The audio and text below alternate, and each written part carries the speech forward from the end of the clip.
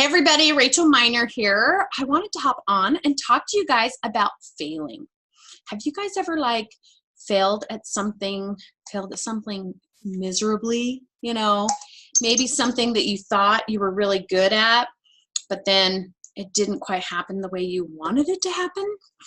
I have always been a runner. My whole life I've been a runner. When I was a kid, my dad ran marathons, and I would ride my bike next to him because he would run really long distances. And so I would ride my bike next to him as he trained. And then I started getting into running, and I would run with him when he trained. And usually I would go a few miles, and then I would turn around and go home as he kept going.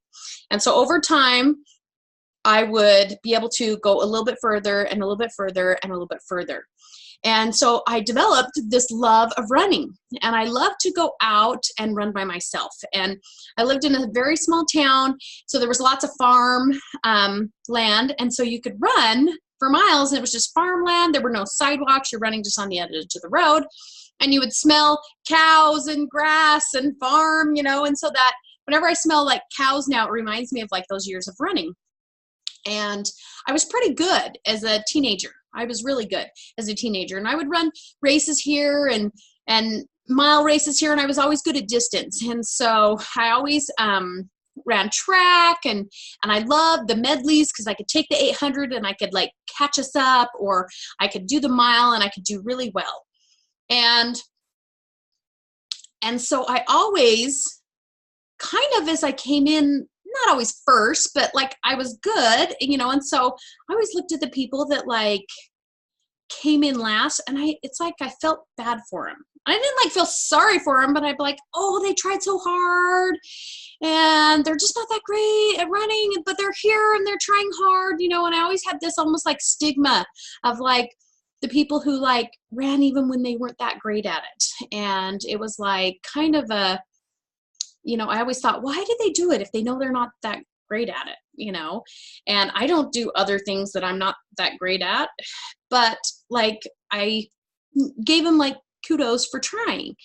And, that was my mentality as a young kid, that you should only do things that you're good at.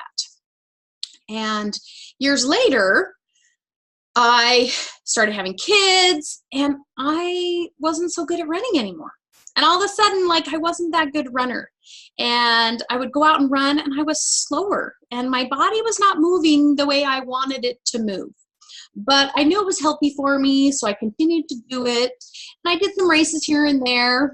And I still, had some pretty good times as running. And so then I had two people convince me to try triathlon.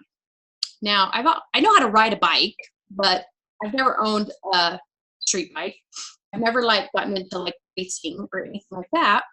And swimming is something I'm not good at all.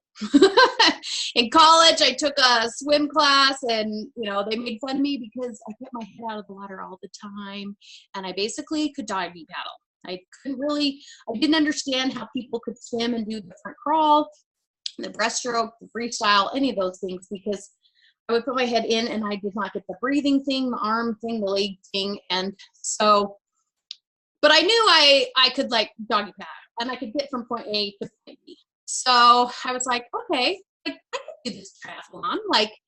I'm a person that likes to accomplish things and, check off the box, that when I'm done, I'm like, check, I did it, done. I can say I did it. Triathlons are kind of trendy. A lot of people like to do them. And so it's ooh, you've done a triathlon. So really, I was like, oh yeah, I could totally do one of those. But on the inside, it was really me thinking, well, I don't want those people to think I'm not as good as them. If they could do it, I could do it. I'm worthy enough. I don't want to feel that I couldn't do something that they could do. And it was that, not even the competitive, but the worthiness inside me that was I need to prove to myself I can do this. I need to prove to myself that I could do something hard. And if I put my mind to it, I could do it. And I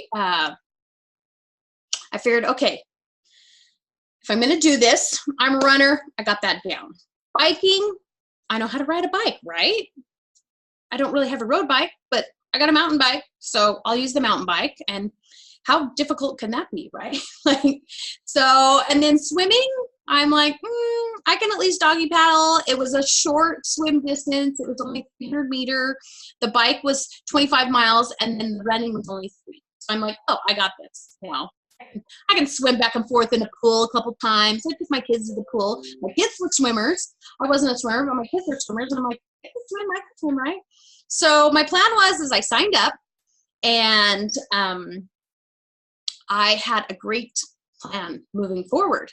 I thought, well, I'll practice running and I'll go out and ride my bike a few times, but I'm just going to wing the swimming. There's no use in trying to train now, because if I don't know how to swim, I don't know how to swim. So I might as well just, wing it that day.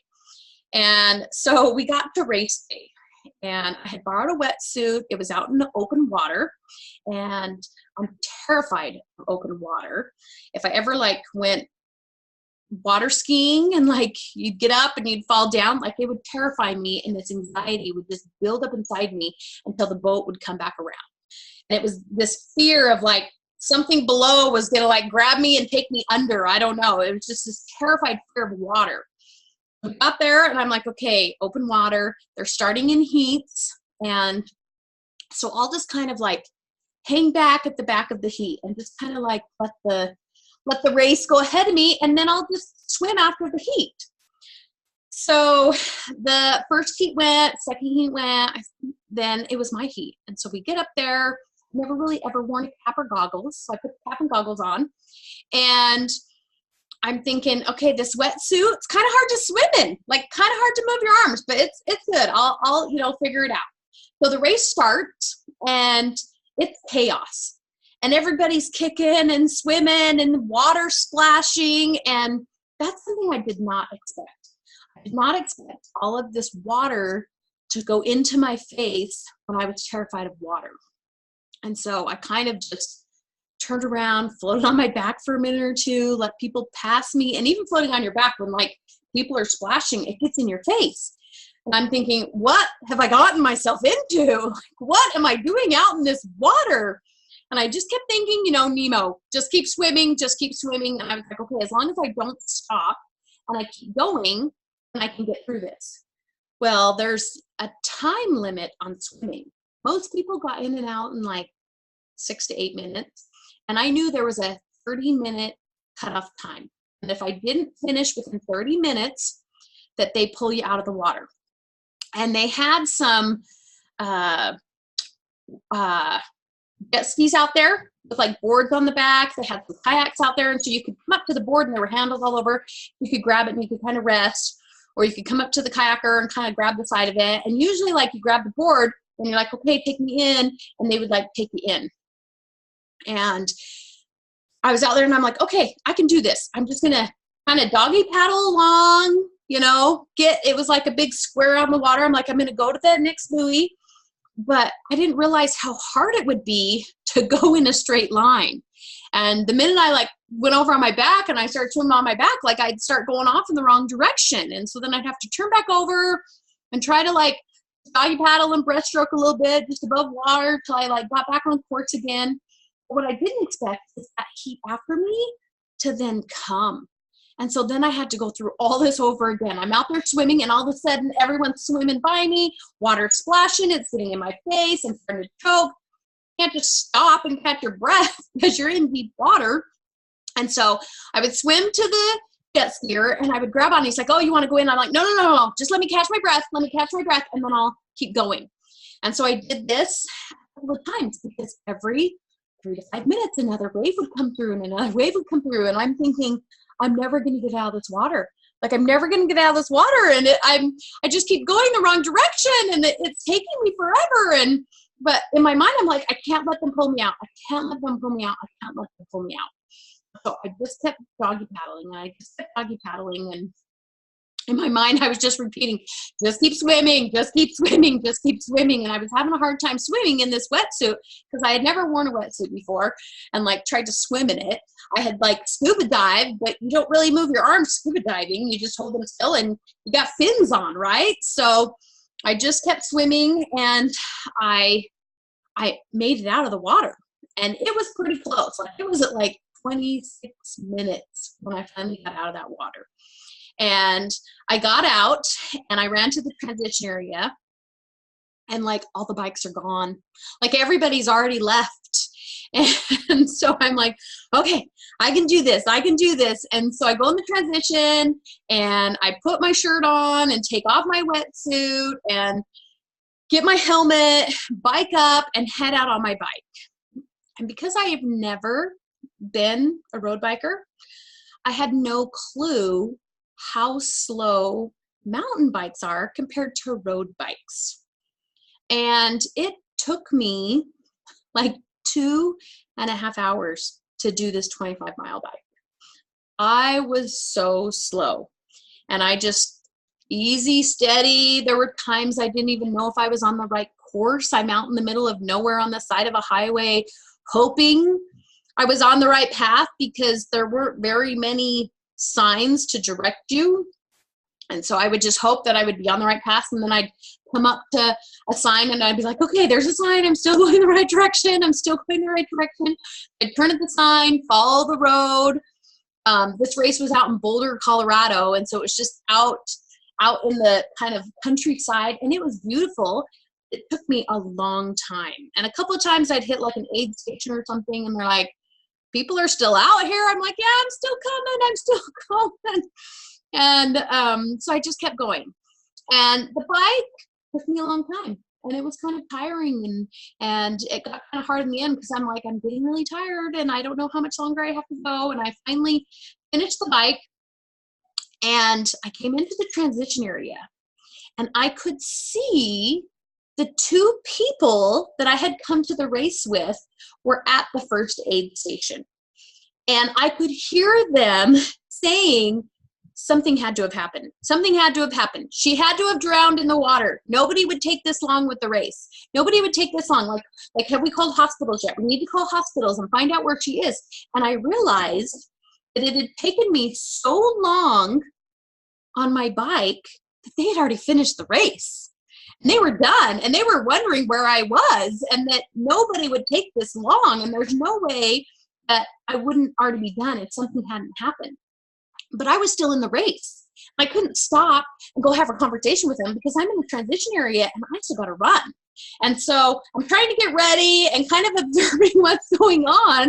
I put my hat on and I run out, and then I realized I forgot my number, and I had to run back and get my number. And so I head out on my run, and it's only a 3-mile run, but I'm exhausted because I did a half-hour swim and a 2.5-hour bike, and I'm still just trying to go.